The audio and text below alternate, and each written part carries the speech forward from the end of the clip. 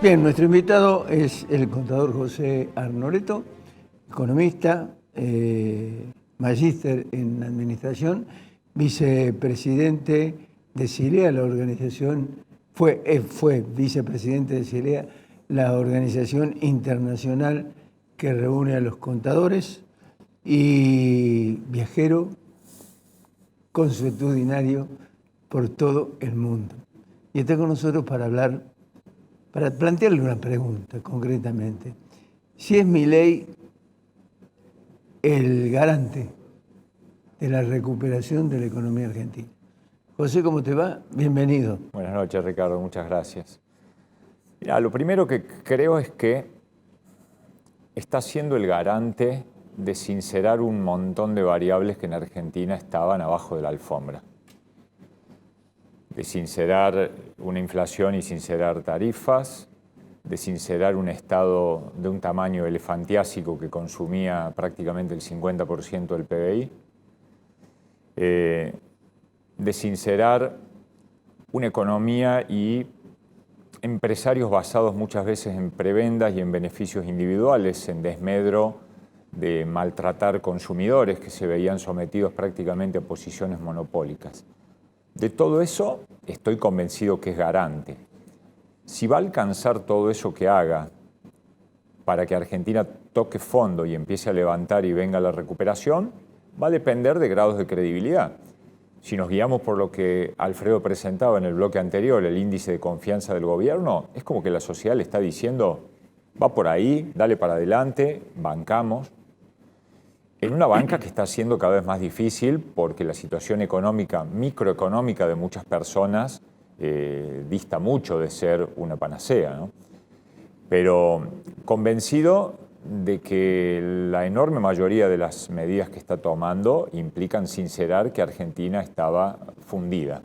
El no hay plata o la motosierra de la campaña se está aplicando. A uno le gustaría con más velocidad a las ramas del otro y no a la propia, pero evidentemente cuando entras a meter motosierra no es sintonía fina, es cortes gruesos y evidentemente hay sectores que están viéndose afectados por eso, Ricardo, sin dudas. ¿No sentís, o por lo menos no te parece, que hay mucho de política cabalista o menemista en algunas decisiones del gobierno, por ejemplo, el tema de la privatización, el tema... En la gran mayoría, Ricardo, cuando ya empezó a andar bien en la primera vuelta electoral y cuando ganó y dijo que para él el mejor gobierno de la historia había sido la presidencia de Menem, lógicamente que fui a googlear, porque lógicamente viví esa época y la viví en términos laborales, pero como había quedado en el tiempo, decir, a ver, ¿y qué pasó en aquella época y qué hizo el gobierno? Y la desregulación, la liberación de un montón de cosas, las privatizaciones, y viene siguiendo un manual que es prácticamente idéntico, Ricardo, a lo que se siguió en aquel momento. Y para frenar la inflación, una de las medidas fue secar la plaza de pesos, hacer desaparecer el stock de pesos, para que el equilibrio entre cantidad de bienes y cantidad de billetes se equilibre a la baja. Y hoy estamos viviendo exactamente los mismos pasos que se vivieron desde abril 91. No hablamos de los primeros 2 años del gobierno de Menem que fueron a las piñas y errándole también en la cuestión del Ministerio de Economía. Recordamos Rapanelli, Roy, Germán González. Y después vino el tema del ordenamiento. Con Cavallo por un lado en lo administrativo, en lo económico, con Dromi en el tema de lo que eran servicios públicos. Pero esto está siguiendo, a mi juicio, a mi entender, el mismo patrón de comportamiento que esa época, ¿no? Sturzenegger sería el Dromi.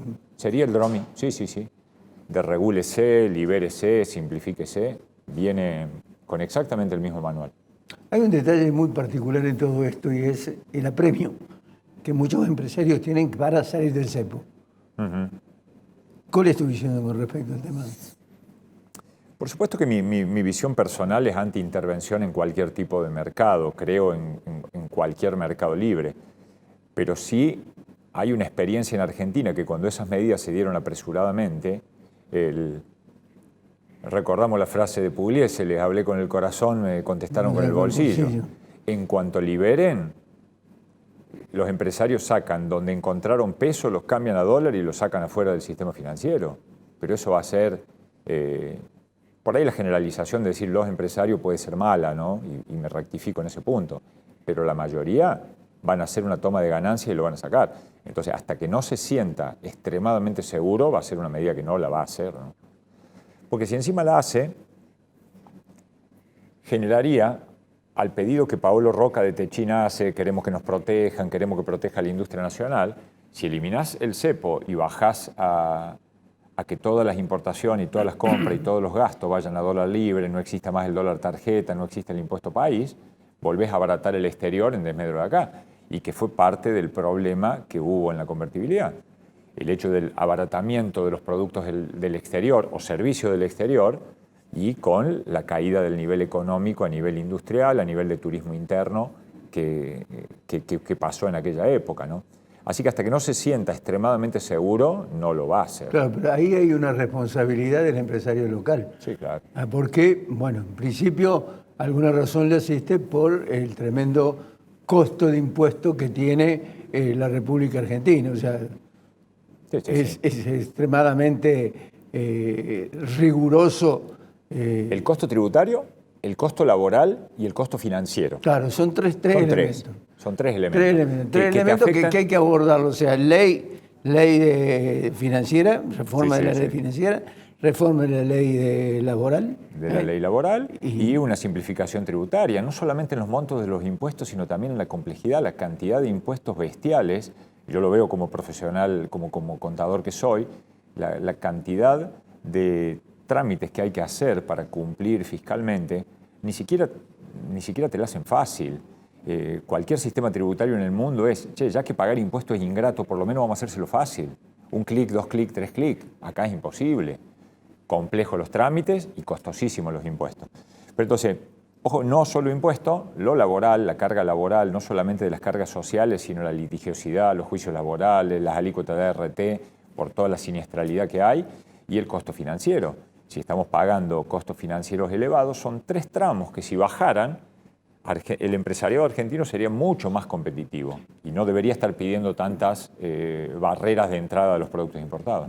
Bajan los impuestos, pero tiene una íntima relación con la recaudación y eso tiene influencia en un Estado que tiene que achicarse de alguna manera mucho más y que peguen las provincias y obliga a las provincias y obliga a los municipios y allí se transforma en un problema cultural. Está claro que es cultural.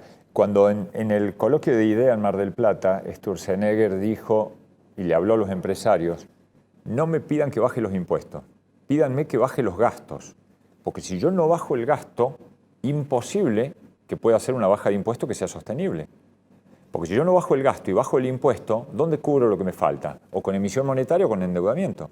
Entonces dice, el pedido correcto que debería ser, lógicamente, muchos de la prensa tomaron el título y dijeron, no van a bajar los impuestos, cuando en realidad el concepto que planteó, a mí me pareció muy bien planteado.